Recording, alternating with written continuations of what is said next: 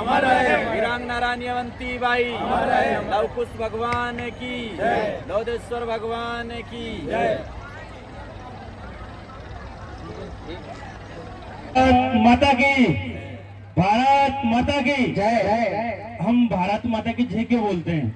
और जब भी भारत माता की जय हो तो हमें दोनों हाथ ऊपर उठा के बोलना चाहिए। हो सकता है कि कुछ लोग भारत माता का मतलब नहीं समझते होंगे कि भारत माता कौन है। हम भारत माता की हर जगह जय क्यों बोलते हैं? भारत माता, आप जानते हैं कि जो हमारा भारत देश है उनको हम एक माता के रूप में पूछते हैं, इसलिए हम भारत माता बोलते हैं। तो एक बार सब लोग मेरे साथ जोर से बोलेंगे, भारत माता की, भारत माता की, योगेश्वर भगवान की, योगेश्वर भगवान की, वीरांगना रानी अवंतीबाई, वीरांगना रानी अवंतीबाई।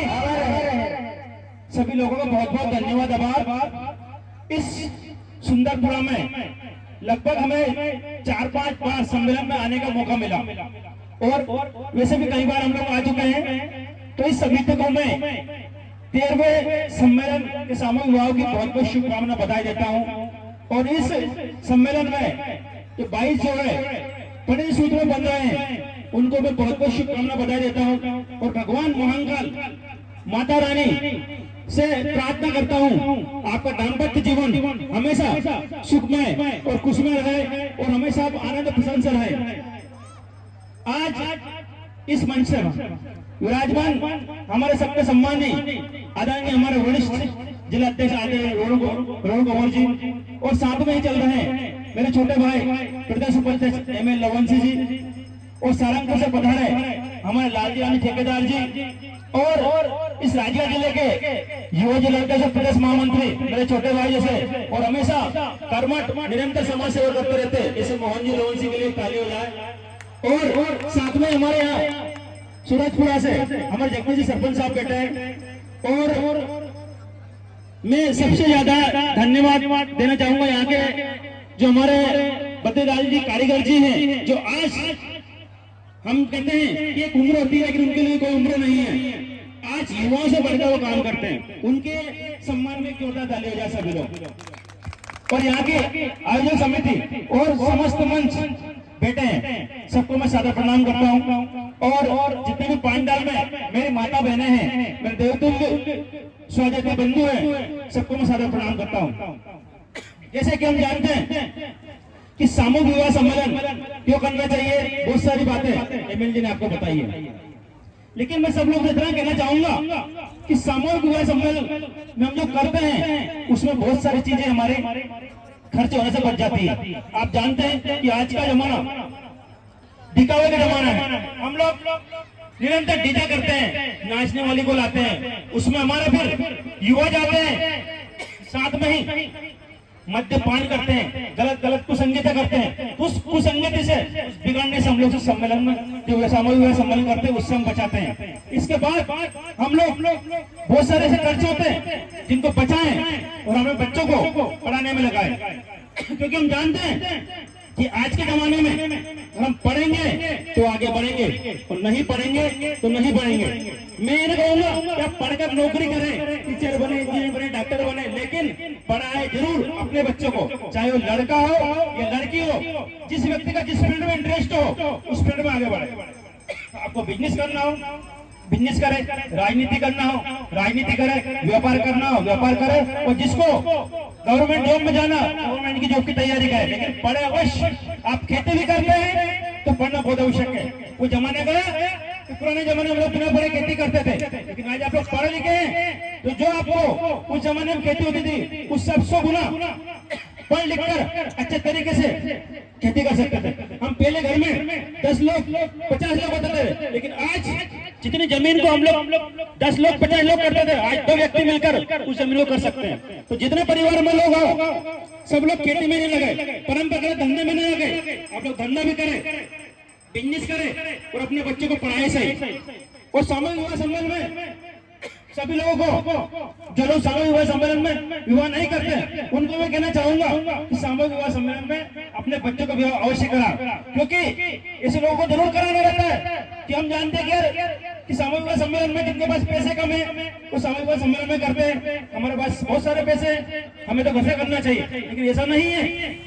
वास्तव में समाज सुधारना चाहते हैं, समाज को आगे बढ़ाना चाहते हैं, तो सबसे पहले जो बड़ा व्यक्ति है उसको काम करना पड़ेगा। तब आपके पीछे प्रतिनिधियों पर जो आपके पीछे पीछे लोग हैं आपके साथ चलेंगे, वो बोलेंगे कि यार ये व्यक्ति जब ऐसा कर रहे हैं, बड़े व्यक्ति सम्मेलन में ये कोई काम कर रहे हैं तो मुझे भी करना चाहिए। कि जब वो बड़ा व्यक्ति काम करता है तो उसके प्रतिनिधियों पर सारे लोग चलते हैं। अच्छे काम करना चाहिए, अच्छे लोगों को आगे बढ़ाना चाहिए। मैं यहाँ की समिति को बहुत बहुत धन्यवाद आभार व्यक्त करता हूँ। जितने भी हमें शिक्षक है, जितने भी और भी वरिष्ठ व्यक्ति हैं जो हर साल इतना अच्छा सामूहिक सम्मेलन करते हैं। अगर देखा जाए तो आसपास हमारे समाज को इतना बाहुल्य नहीं है, इतने गांव नहीं है, इस विधानसभा में, इस तहसील में इतनी संख्या नहीं है, फिर भी इतनी अच्छे से सुचारू रूप से व्यवस्था करते हैं। इतनी अच्छी संख्या यहाँ पर आती है, किसी भी तरह की कोई व्यवस्था बिल्कुल बहुत अच्छे से होती है, कोई अव्यवस्था नहीं होती। इसके लिए सभी समितियों को बहुत बहुत धन्यवाद आभार व्यक्त करता हूँ, क्योंकि मैं सभी सम्मेलन में जाता हूँ। अभी भी हम लोग गुना जिले में गए थे, वहाँ भी सम्मेलन था, और जगह भी होते रहते हैं, लेकिन यहाँ के कुछ अलग ही मिलता है। लेकिन ये ना समझे कम से कोई कमी रहती है, उस कमी का वो रहती है तो हम उसको दूर करने की कोशिश करें। मैं आप लोगों को पत्र सत्य होने के नाते सभी समाज बंधुओं को ये संदेश देना चाहता हूँ कि अपने समाज को आगे बढ़ाने के लिए जो व्यक्ति जितना कर सकता है उसको उतना अवश्य करना चाहिए। ये ना सोचे कि मैं आगे बढ़ गया तो मुझे दूसरे से क्या मतलब।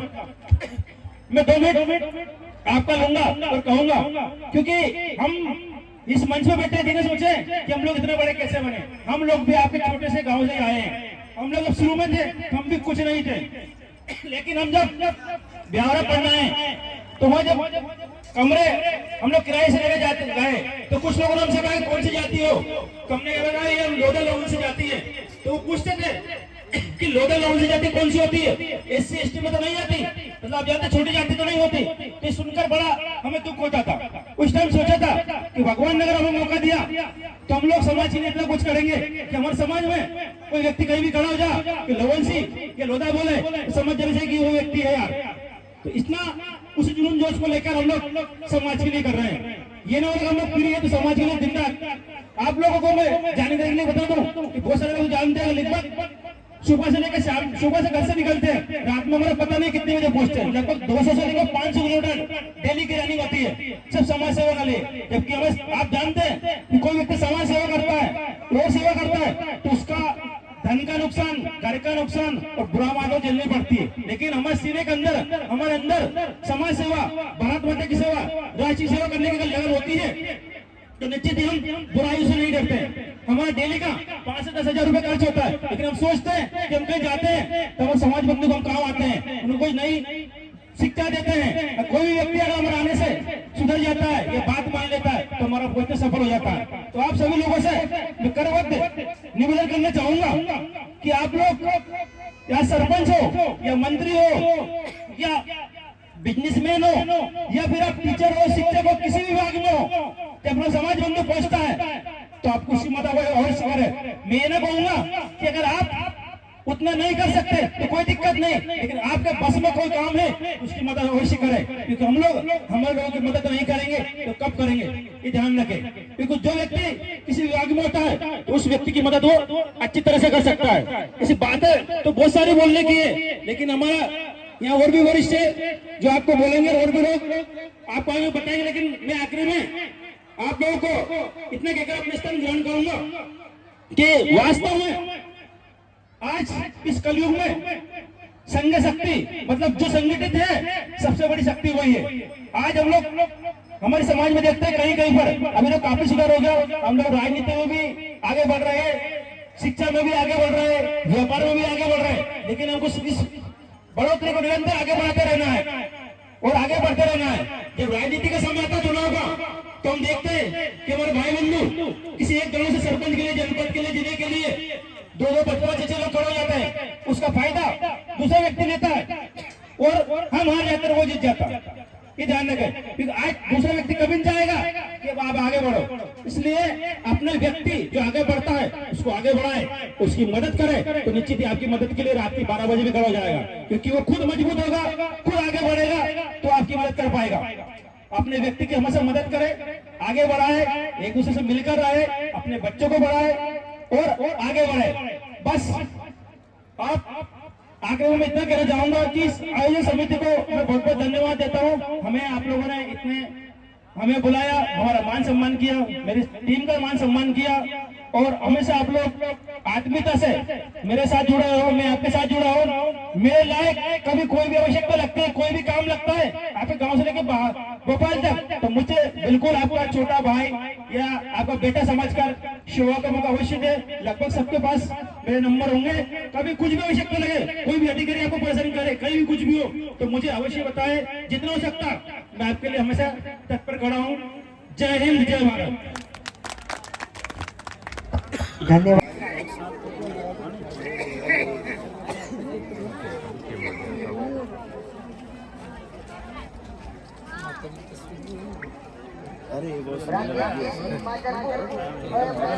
मतलब मैं कहना चाहता हूँ कि आज हमारे समाज हर क्षेत्र में आगे, राजनीतिक क्षेत्र में आज पहले अपनी समाज सिर्फ दर्शन अभिलाषी थे, दर्शन देखते थे दूर से, कभी आज तक अपनी समाज मंच पे नहीं बैठी थी।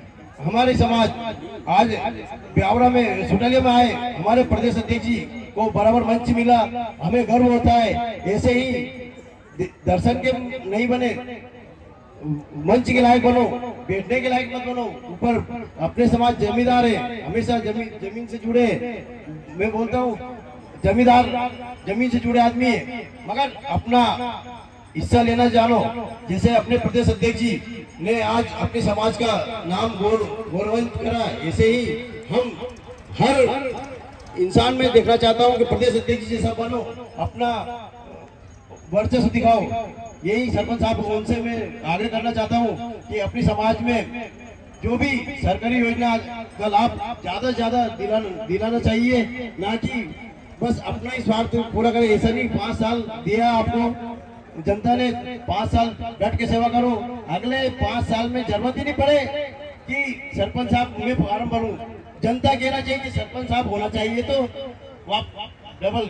बस यही मैं आग्रह करना चाहता हूँ। इसी के साथ में मैं अपनी वाणी विराम देना चाहता हूँ, और कोई मेरे से गलती हो तो मैं क्षमा चाहता हूँ।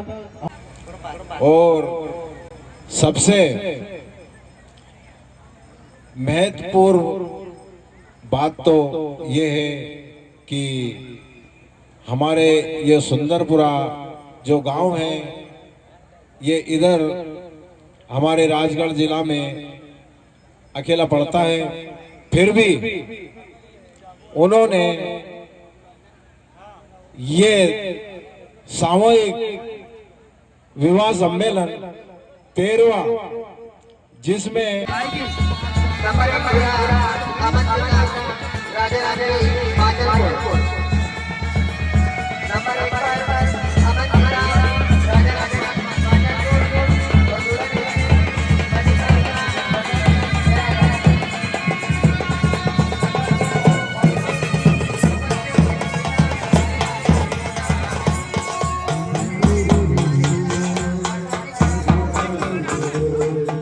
सम्मेलन के अध्यक्ष महोदय नानूराम जी सरपंच साहब के द्वारा किए जा रहे हैं। साथ ही साथ हमारे भद्रीलाल जी कोषाध्यक्ष महोदय,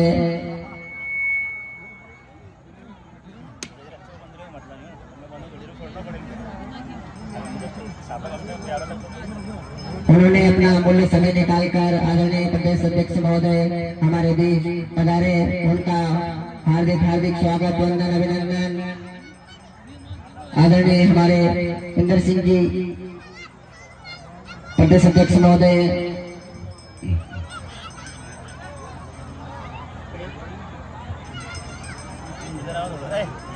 भोजराज जी ग्राम गादे वाले भी मंच पर पधारे। भोजराज जी